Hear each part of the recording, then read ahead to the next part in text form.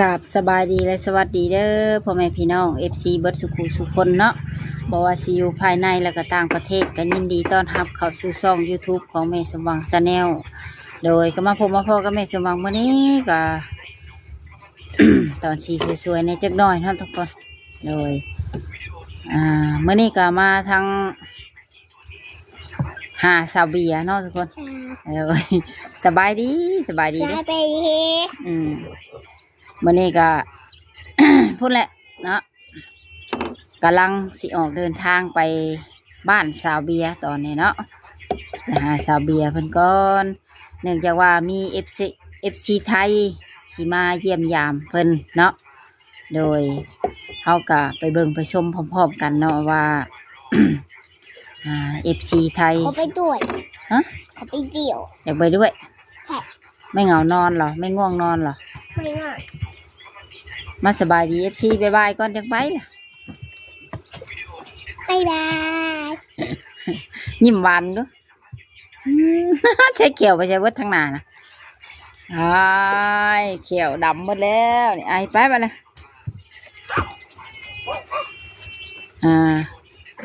กะ ไปลิ่นไปต้อนรับเพิ่นเลยเนาะทางอันแม่สมหวังก็ดีเดี๋ยวจังหน่อยจะออกเดินทางตอนนี้ก็พ่วมกำลังเดชสิออกโดยทางว่าภาพใดเนื้อหาใดมัน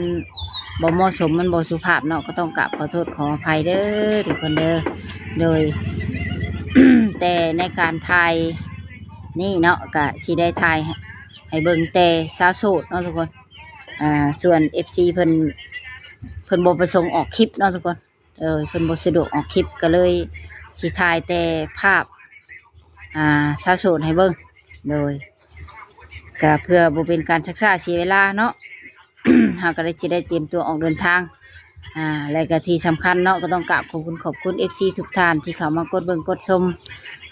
แต่ต้นจบคลิปเนาะก็ขอให้ FC ทุกท่านจงอยู่ดีมีแรงสุขภาพเข้มแข็งอายุมั่นขวัญยืนเด้อทุกคนเด้อโดยปรารถนาสิ่งใดก็ขอให้ได้สมดังมโนหวังเนาะนอนรับก็ให้ได้เงินหมื่นนอนตื่นก็ขอให้ได้เงินแสนเนาะแบมือมาก็ให้ได้แก้วมณีโสดโทษหายอย่ามาพานเด้อ FC ที่น่ารักทุกท่านโดยเนาะสาธุโดยก็โอเคว่าวลายยายห่างเนาะทุกคนออกเดินทางไปพ่อกับชาวโสดพร้อมๆกันเลย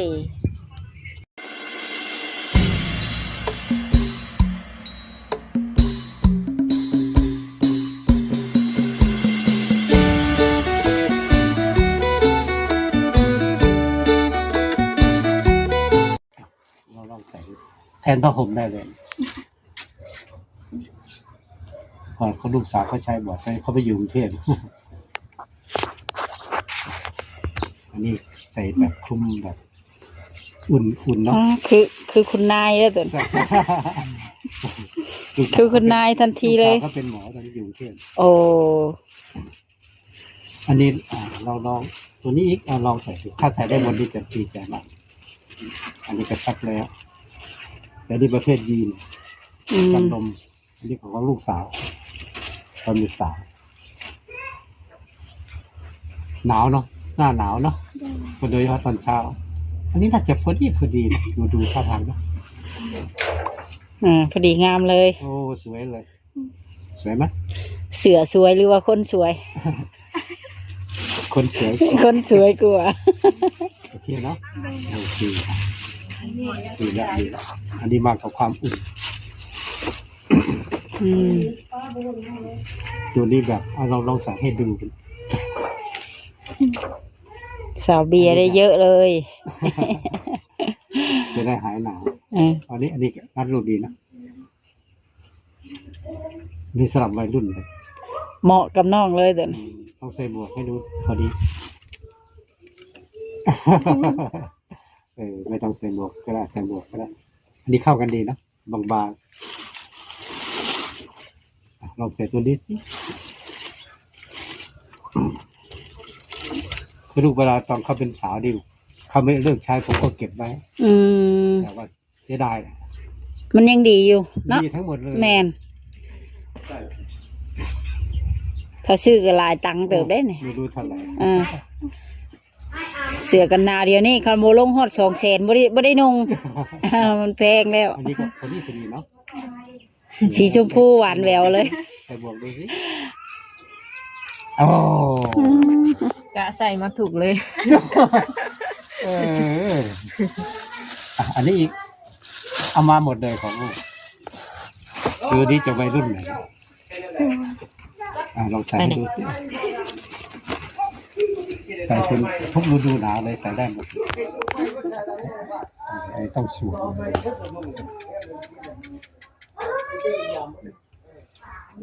ลองเรียนลองเสือ จะมีอีกแต่ก็สวยนะลองใส่ดูสิ บัวทายว่า เสื้อดีๆยังบริกรับยุ่ง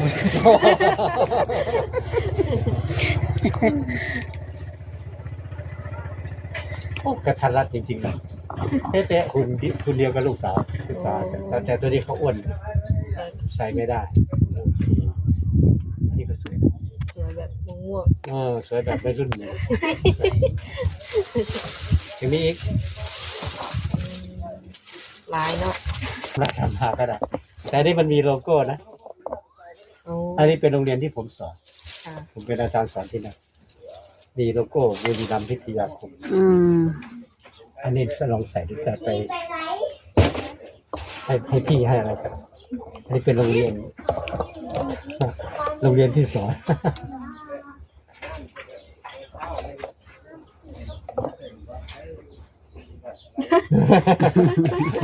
มีโลโก้ เอาไว้ใส่ตอนโต แต่ เมื่อไหรจะโตนะ อันนี้ก็โลโก้อันนี้ไม่ต้องลองก็ได้ โอ้กองเท่าตัวน้อง คือจะไม่หนาวแล้วต่อไปนะเห็นน้องเขาป่วยกันนะให้น้ำเกลือก่อน จะได้อบอุ่นเนาะ มันจะได้อบอุ่นนอนพร้อมกับความอบอุ่นอันนี้หลานเขาเป็นพยาบาล อืม เกี่ยวกับ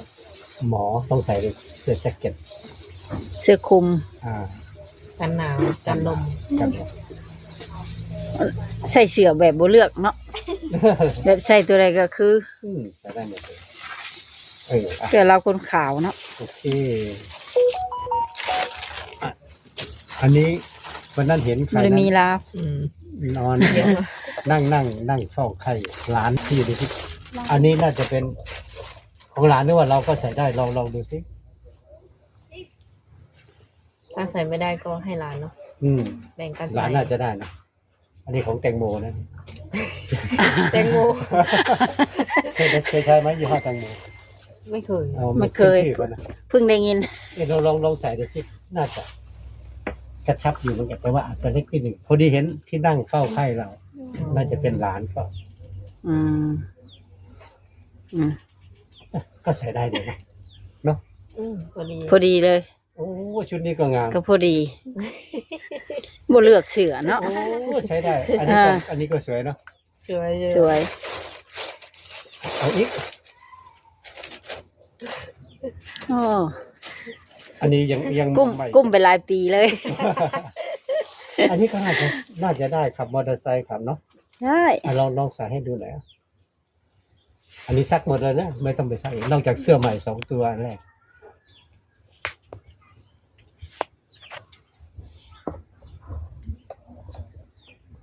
อันนี้จะไม่หนาวแล้ว โอ้แต่พอดีเลยเนาะ เหมือนนักเรียนเลย เหมือนนักเรียนเลย เหมือนนักฟุตบอล เสื้อลูกสาวก็เป็นนักศึกษาเลยนักเรียนใส่อีก ลอง ให้ดูใส่ให้ดู โดย ให้เอฟซีเบิ่งนำว่าจะได้งามใส่ ใช่ใช่ตัวได้งาน คอมเมนต์มาด้วยว่า คอมเมนต์ด้วย มีผู้ใจบุญบอกว่าเสื้อมาให้มาดูตัวนี้ก็ยี่ห้อทันสมัย เริ่มกองโตเท่าเขาวางขายแล้วเนี่ย มองเห็น โอ้เห็นไหมอันนี้ ก็โอเคเนาะได้ทุกตัวเลย คนสวยเนาะ ยัง ใส่อะไรก็สวยหมด อันนี้ เข้าเลย อันนี้อีกพวกใส่ได้หมดเลยนั่นนี่ ใช่ นอกจากจะแบ่งให้ใครให้หลานอะไรก็ได้แต่นะแต่ตัวเองก็ใช้ได้หมดเลยนี่ของโปโลของ โอ้ อเมริกา โปโล เคยได้ยินนะโปโล เคยได้ยินแต่ไม่เคยใส่ ทำไม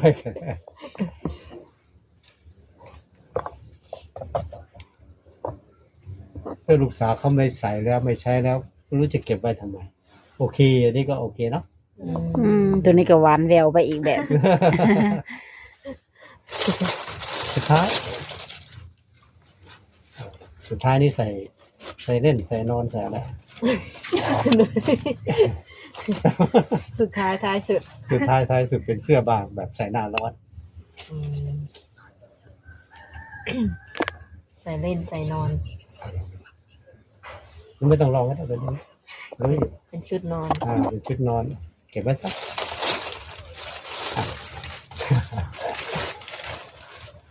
โอ้ได้หลายเนาะคนเล่น ต่อไปจะไม่ต้องซื้อเสื้อหนาวนะไม่ต้องซื้อเสื้อ ของฝากจากอ้ายคนมีขนมพร้อมเนาะเสื้อผ้า พับเก็บแล้ววันเนาะ กินข้าวกินน้ำอะไรอืม ตอนเช้าแล้วตอนเที่ยงไปกินกันนะ ตอนเช้าได้กินอย่าง คนกระปูกับ เจียวกับปู เที่ยงยังนะ ก้นกระปุก เดี๋ยวไปกินกันเนาะ หาก็กินตอน9:30นะเป็นหิวแห้ง เดี๋ยวไปกินกันดิ กินกระปุกกระปูแม่สว่างกินได้แม่สว่าง ข่อยปั้นมาแต่เฮือนแล้วข่อย นั่นแหละเป็นกินกระปุกกระปูคนซื้อเอาบ่ พ่อเว้ยเพิ่นเอามาแต่บน หาเอง โอ้ ได้หลายตัวเลยเนาะซ้ำสินุ่งบัดหนาวมากก็บ่หวันแล้วบัด เหมาะพอดีแบบใส่เรียนเห็นงานเนาะ อ่า ใส่ไปทำงานด้วยใส่หวานไม่ต้องซื้อ อืม หลายปีอยู่เพราะผ้าพวกนี้เขาผ้าดีแบบเนื้อ โอ้ สด มันเป็นของมียี่ห้อนะครับ มาซื้อตามห้างใหญ่ โอ้วันนี้ลางาน แม่ ลางานเรียบร้อยบ่ โดน อืมเดี๋ยวคนหนาโทรนำด้วยเนาะโบราณ ตามมาแล้วโอ้ลิน ลินอยู่ชื่อก็บ่ไปเฮ็ดงานว่าแล้วเนาะ เว้นแน่เนาะขอบแล้วเรียบร้อยแล้ว ตอนนี้พับเครื่องไหวเรียบร้อยแล้วก็จะได้เดินทางเนาะเดินทางเลยบ่อ่ะ ๆครับไปหากินข้าวกันเนาะรถไกด์ ไกลนำเที่ยว ผู้นำทางที่ว่า เสื้อดำ มีน้ำมีอะไรด้วยไปนั่ง ไอ้เพิ่นว่าอยากไปอันแข่งกับเบาน้องเมียไปก็ไปเนี่ย นี่แต่เอื้อยอีเมลเพิ่นไปบ่ได้ค่าร้าน อ๋อโอเค ไปกับพี่สาวเนาะพี่สาวเมื่อกี้นี้เนี่ย แม่น ยังไม่ได้รู้จัก อืม แม่เพิ่นเลย พ่อกับแม่ อีเมลเอาหลาน เดี๋ยวไปบอกเพิ่น สวัสดีเนาะ สวัสดีทักทายอย่างไร อันบ่าวบอกพ่อกับแม่จะมาเนี่ย บอกอีพ่อกับอีเมลมาพี่เนี่ยก็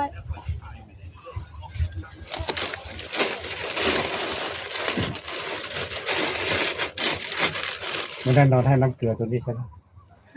ที่ให้น้ำเกลือในคลิป นอนอยู่นี่แหละ ในที่บ่าวลาว โดน อ๋อ ตรงนี้แหละที่เขามาถ่ายคลิป เป็นไง ตรงนี้จะเป็นที่อยู่ประจำ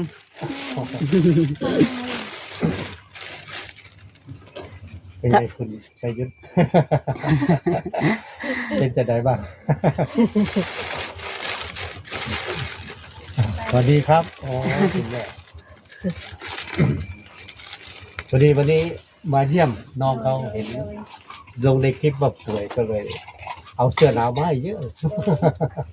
คุณเวลา แบ่งคุณแม่ให้ใส่ด้วยก็ได้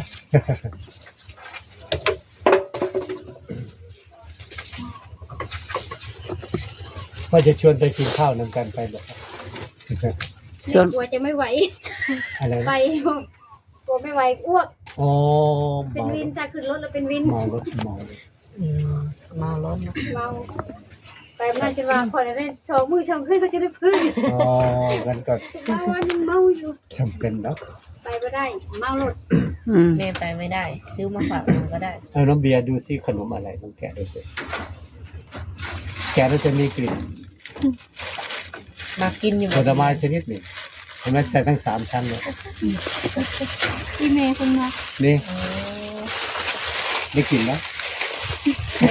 กิน กินอะไรกินอะไร น้องเบียร์ไม่ชอบทุเรียน ทุเรียน ชอบแต่แม่ชอบ โอ้พอดีเลยน้องเบียร์ได้นี่ละอันนั้นเขากินแน่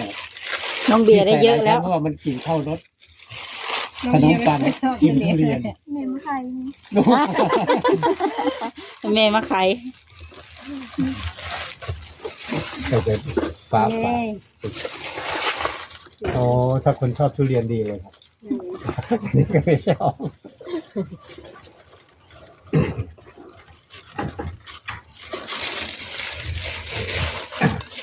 เปิดให้แม่กินได้ดีไหม อยู่บ้านแม่ชอบทุเรียน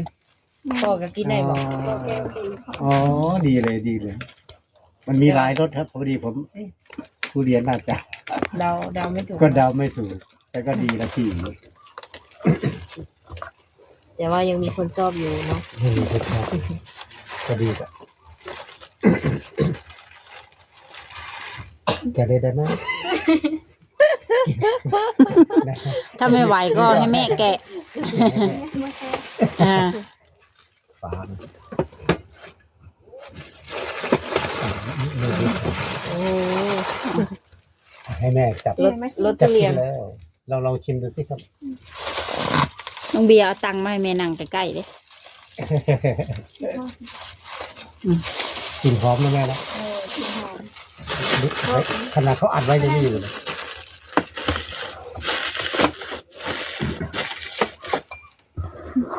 ตอนนี้ป่วยหายแล้วเนาะเดี๋ยวอันนี้มันทำอย่างนี้โอ้เด็ก อร่อยเนาะ อร่อยไหมซื้อจากนู่นเมืองไทยเลยมันซื้อที่ บุรีรัมย์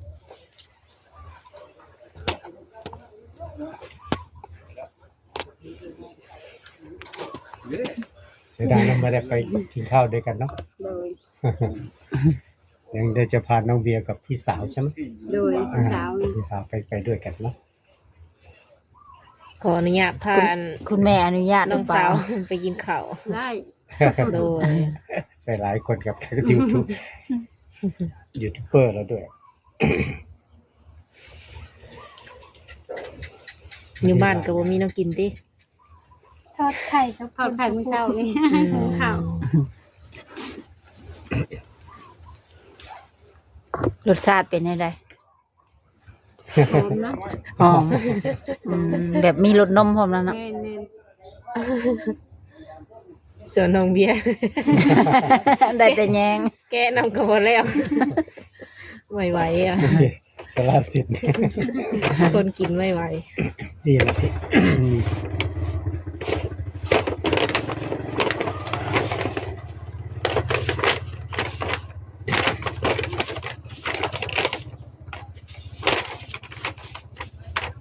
เอาไปทำกันบ่ หึ เอารถไป เดี๋ยวไปแดกขึ้นรถไปด้วยกันโอ้จะเมารถ พอดี ๆ เบิดบ่กับขี่ไปนำกันเบิดบ่ หมดอยู่แต่กลัวแต่จะเมา อืม ถ้าเมาก็เอา ยา ทิ้ง แก้ เนอะ แพ้มีนะซื้อมาไว้เลย เออ กินได้ไหมผมทันได้ไป ไปด้วยกัน อืม ผมทันได้ไปก็กินได้ไหม อัน เอาให้ นี้ก็เหมือนกันแหละ เออ กินไว้ก่อนค่ะ กินไว้ก่อน กินเลยจะขึ้นรถ ถ้ามันกินกันไว้ก่อนแล้วมันจะเป็นหยัง ใช่ใช่ แม่น กินไว้ก่อนสั กินประมาณ30-40 นาทีก็จังขึ้นรถไป ครึ่งชั่วโมงพอ น้องเบียร์ก็ทาขี่รถได้3 มื้อเพื่อสิฟื้น ว่าไง อ้าวแบบเมารถได้3 มื้อยังกลับมาปกติ โอ้ เราเอาถุงนี้ไปก็ได้ เอาถุงใหญ่ให้เลย แต่ว่ากินยาไปก่อนเอาละ โหดแท้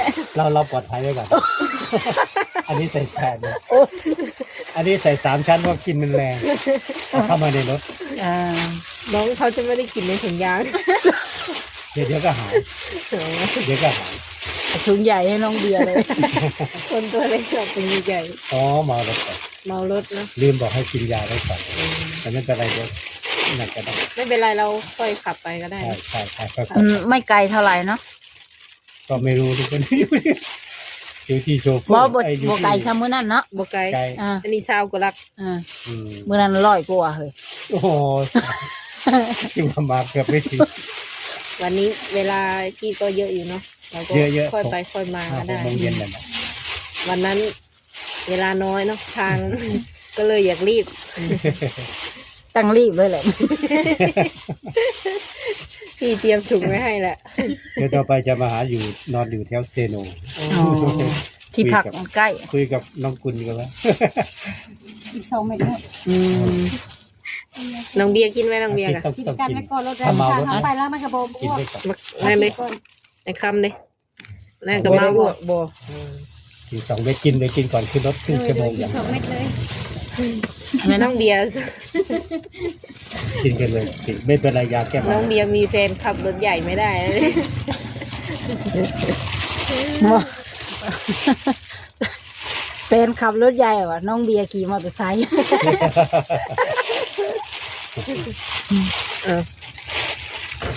พี่กินน้ำไหมน้องเขา เตรียมไว้ให้ เตรียมมา 3 มื้อจังฟื้นซ้ำเก่าอ่ะน้องเบียร์ก็ดิ เป็นขวดเลย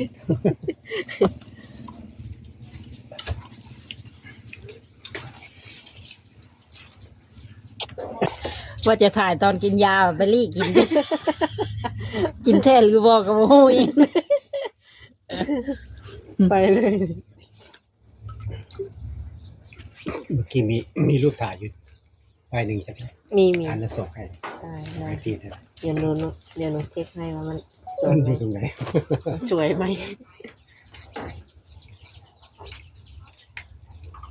เพื่อจะถ่ายเพิ่มเติม น่าจะถ่ายตอนใส่ชุด เหมือน นะ เกาหลีเลย อืม ตอนน้อง น้ ใส่ อง ชุด ใส่ชุดเหมือนเกาหลี อืม ใช่ใช่สวย มี2 ลูกไว้ให้เลือก อ๋อรูปนี้จะดีเนาะ ค่ะ ยิ้มดี แล้ว ยิ้มดี ถ่ายเพิ่มไหม ได้ ถ่ายเพิ่มไหมคะ เพิ่มอีกสักค่าก็ดีนะ ได้เผื่อเลือกนะ เดี๋ยวถอดแมส ได้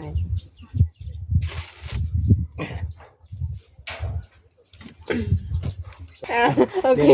เดี๋ยวน้องเขาจะเปลี่ยนใจ เดี๋ยวน้องจะ ไม่ไปแล้ว พูดคำไหนก็ ก็โอเคเนาะทุกคนสำหรับคลิป